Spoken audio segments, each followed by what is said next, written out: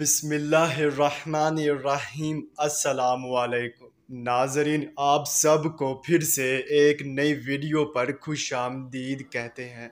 नाजरीन, आज हम ख्वाब में हकीम देखना, हिकमत करना और हकीम से इलाज कराने के हवाले से ताबीरें बताएंगे।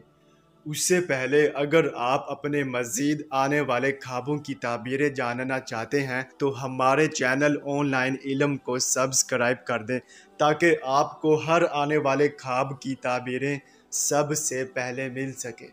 चलिए अब चलते हैं ख्वाब की तरफ। नाजरीन, अगर ख्वाब में हकीम देखा है तो इसकी ये ताबीर होगी कि गुनाहों से ताइब होंगे और पारसा नेक और वकार बुलंद होगा। और अगर हिकमत करते देखा है तो नसीहत व हदायत और इल्म व अरफान लोगों को सिखाएंगे।